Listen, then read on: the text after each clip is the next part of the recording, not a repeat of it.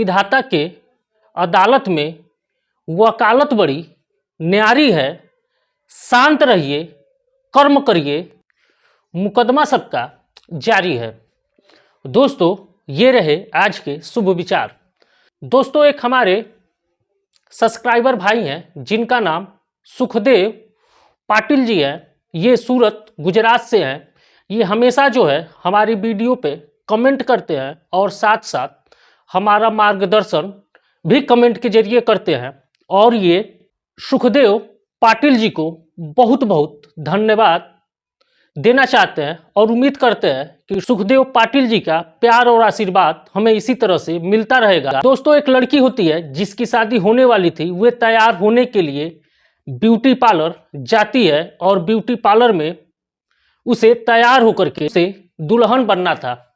चूंकि दोस्तों वे दुल्हन काफ़ी सांवली थी, दुल्हन जो थी वे काफ़ी सांवली थी, इस नाते उसका हैवी वाला मेकअप होना था और उसे काफ़ी सुंदर दिखना था। इस कारण वे ब्यूटी पार्लर गई हुई थी।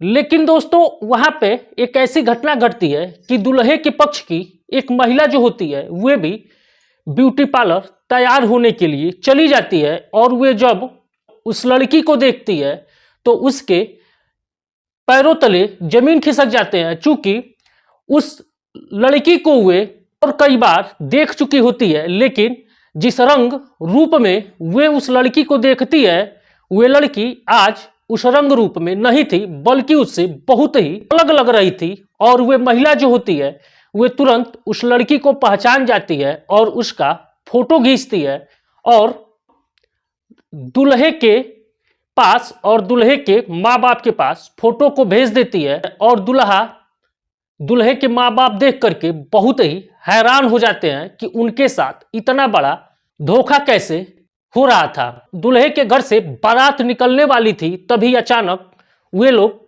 बारात न ले जाने का यानी शादी न करने का फैसला करते हैं। उसके बाद दोस्तों इधर जो होती है लड़की के घर पे बारात आने की जोरों शोरों से तैयारियां चल रही थी। सभी लोग इंतजार कर रहे थे कि शाम हो रहा है। शाम धीरे धीरे रात में तब्दील हो जाती है और सभी लोग इंतजार कर रहे थे कि कुछ ही देर में बारात आने वाली है। इधर दोस्तों खुशियों का माहौल लड़की के घर पे था। लेकिन दोस्तों काफ़ी इंतजार करते हैं और लड़की के घर वाले लड़के के घर वालों को कई बार फ़ोन करते हैं और उनका फ़ोन नहीं उठता है। तो वे लोग सोचते हैं कि हो सकता है रास्ते में कहीं होंगे या बारात विदा हो रही होगी, नाच गाना हो रहा होगा। इस कारण मोबाइल का रिंगटोन उन्हें नहीं सुनाई दे रहा होगा, इसलिए वे लोग फ़ोन नहीं रिसीव कर रहे हैं। दोस्तों धीरे धीरे समय जो था 9 बजता है, 9 से 10, 10 से 11 और रात के जब करीब 12 बजते हैं और बारात नहीं आती है। लड़की के घर के कुछ मेहमान और घर के सदस्य 10-12 की संख्या में लड़के के घर आ धमकते हैं और लड़के के घर आ धमकने के बाद देखते हैं कि वहाँ सभी लोग शांति से सो रहे हैं। उसके बाद जो कुछ भी होता है बहुत ही रोचक होता है। जब लड़की वाले लड़के के घर पहुंचते हैं तो बहुत ही रोचक घटना घटती है। आइए वीडियो के माध्यम से जानने की कोशिश करते हैं कि आखिर रोचक घटना क्या घटती है। तो दोस्तों वीडियो में आगे बढ़ने से पहले आपसे एक छोटा सा विनम्र अनुरोध है कि अगर हमारी वीडियो को आप लाइक नहीं किए हैं और साथ में चैनल को सब्सक्राइब नहीं किए हैं तो कृपया वीडियो को लाइक करें, चैनल को सब्सक्राइब करें, साथ साथ अपने दोस्तों मित्रों के साथ वीडियो को शेयर करना न भूलें। और साथ साथ ये जरूर बताने का प्रयास करें कि आप वीडियो को भारत के किस कोने से देख रहे हैं, ताकि हम आपका नाम अपनी वीडियो में शामिल कर सकें। तो दोस्तों आइए शुरू करते हैं आज की सच्ची घटना। दोस्तों आज की सच्ची घटना बिहार की राजधानी पटना से है। दोस्तों एक दौर था जब लड़कियों की शादी होती थी तो कोई भी लड़कियों का चेहरा नहीं देखता था, बल्कि उसका पति भी उसका चेहरा तभी देखता था जब उसका गौना आता था। यूपी बिहार में एक परंपरा होती है, जो लोग यूपी बिहार के होंगे वे गौना का अर्थ तो जानते होंगे, लेकिन जो लोग हमारे भाई यूपी बिहार के नहीं होंगे तो उनको एक अटपटा लगेगा कि ये गौना क्या होता था। दोस्तों, शादी के तुरंत बाद हमारे यूपी और बिहार में लड़की की विदाई नहीं होती है, यानी लड़की को लड़के के घर तुरंत नहीं भेजा जाता है।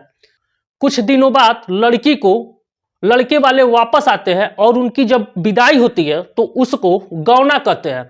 तो दोस्तों, पहले के समय में जो होता था, यूपी बिहार में लोग काफी छोटे उम्र के होते थे और छोटे उम्र में उनकी शादी कर दी जाती थी। इस नाते शादी होने के 2 साल या 4 साल बाद उस लड़की को उस लड़के के घर भेजा जाता था। और उस दौर में जब शादी होती थी तो लड़कियां जो होती थी काफी लंबी लंबी घूंघट करके बैठा करती थी, जिसे न तो लड़के के घर वाले देख सकते थे और न ही खुद लड़का देख सकता था। लड़का जो होता था वे अपनी दुल्हन का चेहरा सुहाग रात के दिन ही देखता था। उसके पहले वे अपनी पत्नी को नहीं देख पाता था कि वे उसकी पत्नी कैसी है। जब एक दौर दोस्तों ये आ गया है, जब से वीडियो रिकॉर्डिंग और जयमाल जैसी तमाम आधुनिकता भरे हमारे जीवन में आ गए हैं, तब से हम सभी लोग लड़की को शादी के पहले ही सभी लोग देख लेते हैं। दोस्तों, पटना में एक अमित नाम का युवक होता है। अमित की शादी कुछ दिन पहले एक गरिमा नाम की लड़की से तय हुआ होता है। दोस्तों, अमित और गरिमा एक दूसरे को शादी के पहले देख चुके होते हैं और दोनों शादी के लिए तैयार भी होते हैं। दोस्तों, गरिमा अमित से कई बार मिल चुकी होती है, लेकिन हर बार जब गरिमा अमित से मिलती थी तो वे फुल मेकअप में होती थी, जिसके कारण उसके हाथ, पैर और यहाँ तक कि चेहरे भी देखने में ये महसूस नहीं होते थे कि गरिमा काफी सांवली है या यूं कहें काली है। काली शब्द का इस्तेमाल करना सही नहीं होगा, इस नाते सांवली शब्द का ही हम वीडियो में प्रयोग करेंगे। तो काफी सांवली है। अब दोस्तों, समय आ जाता है 2 नवंबर 2024 का। दोस्तों, जब समय आ जाता है 2 नवंबर 2024 को, तो गरिमा जो होती है वह तैयार होने के लिए ब्यूटी पार्लर के लिए चली जाती है और ब्यूटी पार्लर में उसका एक हैवी वाला मेकअप होने वाला था और वे मेकअप करके दुल्हन बन के और उसी दिन शाम को उसकी शादी होने वाली होती है। दोस्तों, गरिमा जो होती है वे पटना के एक ब्यूटी पार्लर में जाती है और उसी ब्यूटी पार्लर में लड़के की पक्ष की एक महिला होती है, वे भी तैयार होने के लिए उसी ब्यूटी पार्लर में पहुंच जाती है। उसके बाद दोस्तों, गरिमा तो उस महिला को नहीं पहचान पाती है, लेकिन वे महिला झट से गरिमा को पहचान जाती है और वे गरिमा को देख करके दंग हो जाती है, क्योंकि वे महिला जितनी भी बार गरिमा से मिली होती है उतनी बार गरिमा जो होती है फुल मेकअप में होती है। उसके हाथ, पैर और चेहरा तक काफी खूबसूरत और गोरे गोरे दिखाई दे रहे थे। इस नाते वे जब गरिमा को देखती है तो दंग हो जाती है और वे झट से उस गरिमा का फोटो खींचती है और दूल्हे अमित के पास और अमित के माँ बाप के पास फोटो को सेंड कर देती है और कहती है कि इस फोटो को पहचानो, देखो ये कौन है। अब दोस्तों, न तो अमित गरिमा को पहचान पा रहा था और न ही अमित के माँ बाप गरिमा को पहचान पा रहे थे। तो वे लोग पूछते हैं कि आखिर ये है कौन। तो अमित से वे महिला जो होती है वे कहती है कि अरे यही तो तुम्हारी होने वाली पत्नी है और यही न गरिमा है। तो अमित कहता कि नहीं, ये नहीं हो सकता, ये गरिमा नहीं हो सकती है, गरिमा इतनी सांवली नहीं हो सकती है, गरिमा को मैंने कई बार देखा है, वे इतनी सांवली नहीं है। उसके बाद महिला कहती है कि ठीक है भाई, तुम्हारी मर्जी, तुम्हें अगर शादी करनी हो तो कर लो, लेकिन गरिमा का यही ओरिजिनल फोटो है और शादी जब एक बार हो जाएगा तब तुम चाह करके भी गरिमा को कुछ कह नहीं सकते हो। इस नाते अब भी समय है, मान जाओ। अमित तैयार होकर के बारात के लिए निकल रहा होता है, लेकिन दोस्तों वे महिला अमित और अमित के माँ बाप को ऐसा पहाड़ा पढ़ाती है कि वे दोनों मान जाते हैं और वे दोनों शादी करने से मना कर देते हैं, यानी बारात ले जाने। बैंड बाजा भी अमित के दरवाजे पर बजता है और आस पड़ोस और रिश्तेदारी के जितने भी लोग होते हैं वे सभी लोग बारात जाने के लिए अमित के दरवाजे पर तैयार होके आ जाते हैं।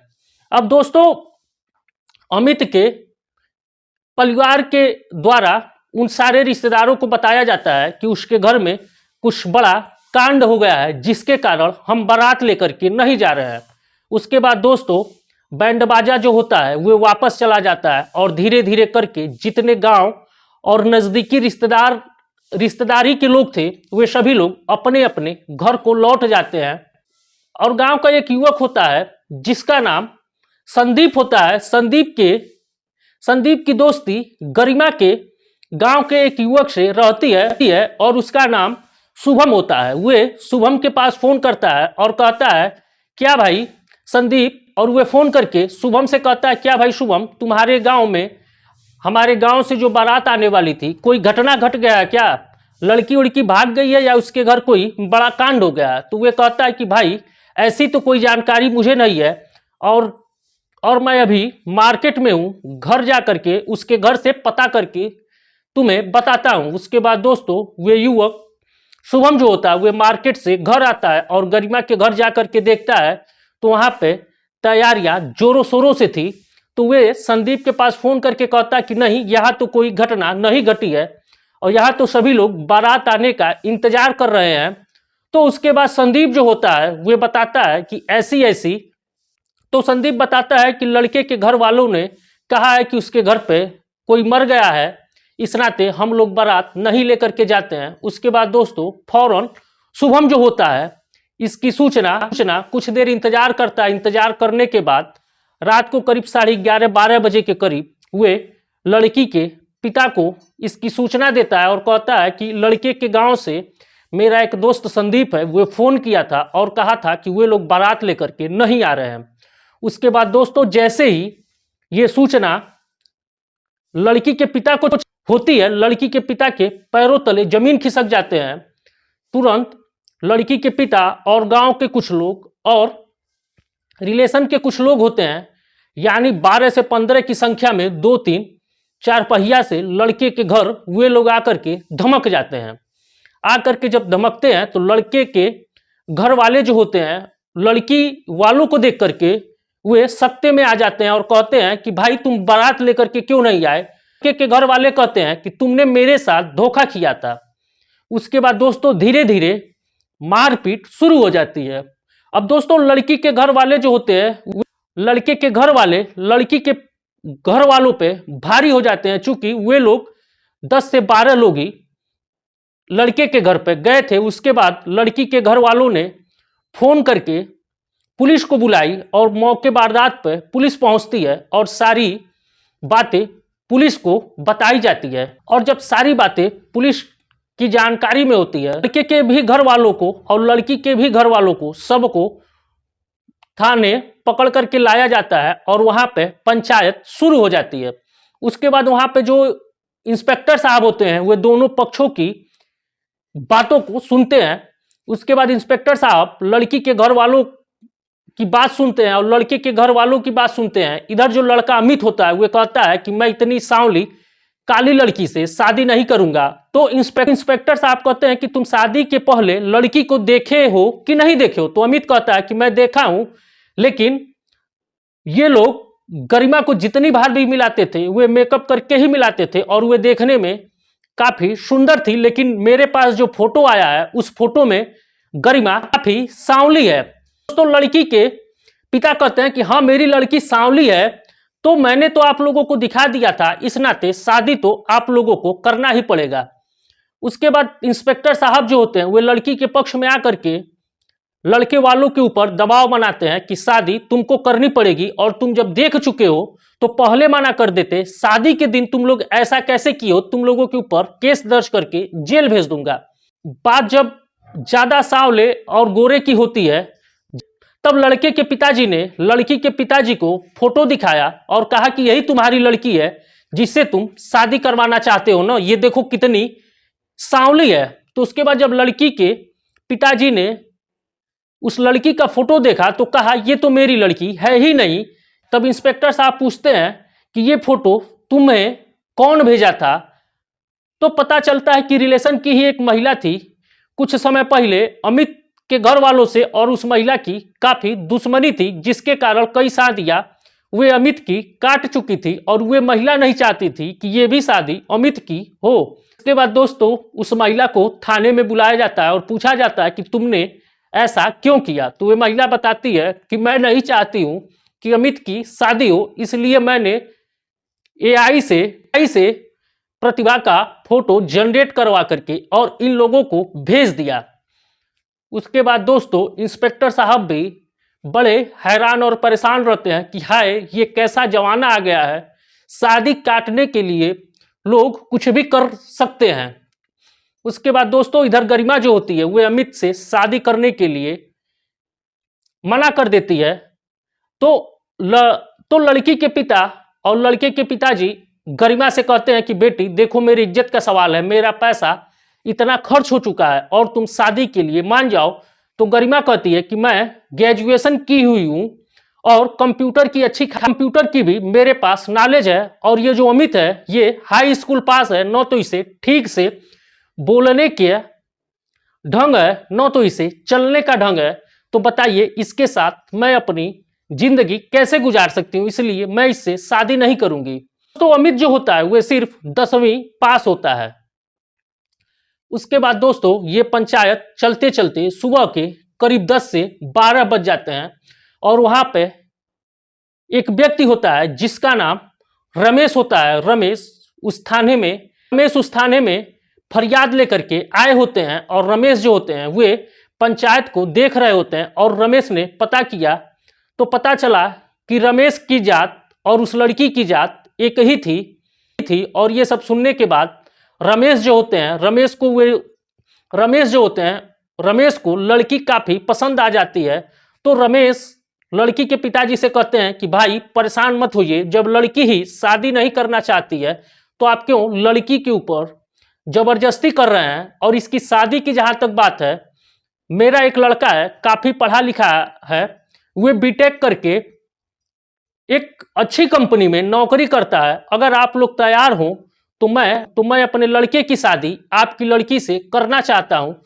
संजोग से दोस्तों रमेश जी का जो लड़का होता है वे भी घर पे आया हुआ होता है और रमेश जी फोन करके उसे थाने बुलाते हैं और लड़की लड़के को देखती है, लड़का लड़की को देखते हैं, दोनों एक दूसरे को पसंद कर लेते हैं। पसंद करने के बाद रमेश जी कहते हैं कि हम शादी मंदिर में कर देंगे। उसके बाद दोस्तों 2 नवंबर 2024 के 20 दिन बाद यानी 22 नवंबर 2024 को गरिमा और रमेश जी का लड़का जिसका नाम अभिमन्यु होता है, दोनों की शादी कर दी जाती है। अब दोनों खुशहाल से अपना जीवन जी रहे हैं। तो दोस्तों ये रही आज की सच्ची घटना। वीडियो आपको कैसी लगी कृपया कमेंट करके जरूर बताएं। तो दोस्तों मिलते हैं अगली वीडियो में किसी सच्ची नई घटना के साथ। तब तक के लिए हमें दीजिए इजाजत।